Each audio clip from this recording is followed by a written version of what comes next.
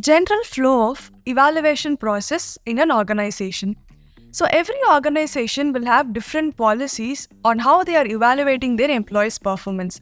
However, the evaluation process is going to be fairly same across organizations. So we'll explore the different steps involved in evaluation process. So the evaluation usually starts with an employee submitting the self-appraisal. So self-appraisal process is where an employee can rate against the metrics assigned to them.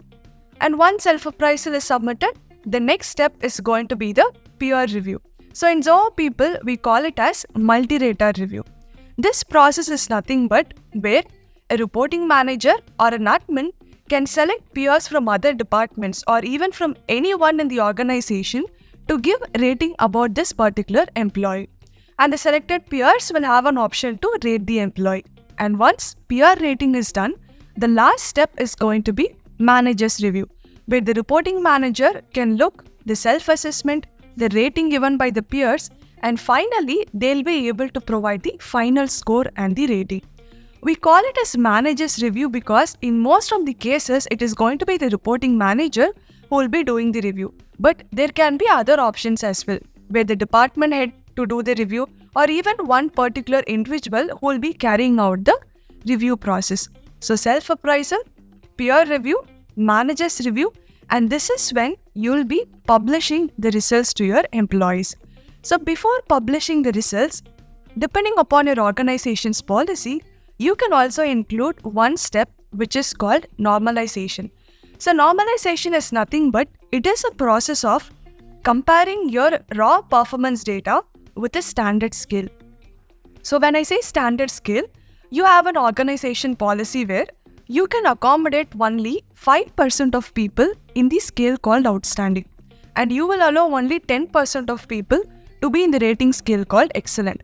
This is your standard metric, and there you have the performance data provided by your organization.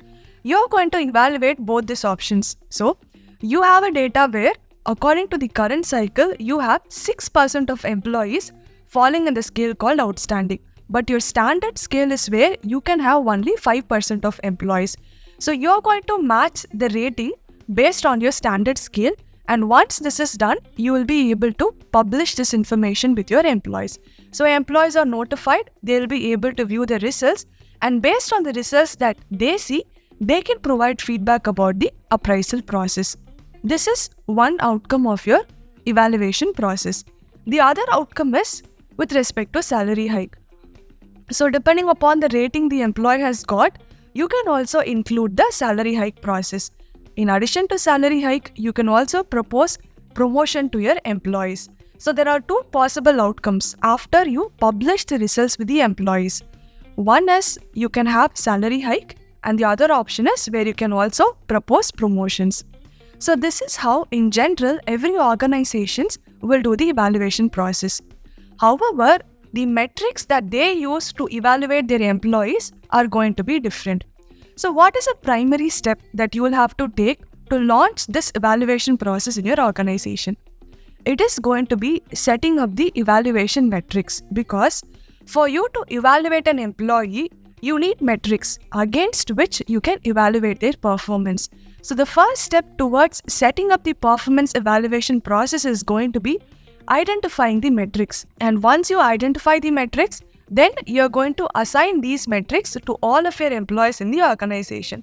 So once these metrics are assigned, the next step is setting up your appraisal cycle. So you're going to define all the metrics, all the policies that you would like to include for this particular appraisal cycle, and then you will start the process. So once you start the process, employees will start submitting self-appraisal, and then the complete evaluation flow will happen. So even in Zoho People, we are going to follow the same method. So for you to incorporate your existing policy into the performance management system in Zoho People, you will always start with setting up the evaluation metrics. So you'll have to identify the metrics, assign the metrics to your employees, and then you're going to visit set of restrictions and permissions that you can have. Once this is done, you have an option to create appraisal templates, and using appraisal templates, you will be initiating your appraisal cycle. And once your appraisal cycle is initiated, we do have different types of reports that helps you to gather real-time information.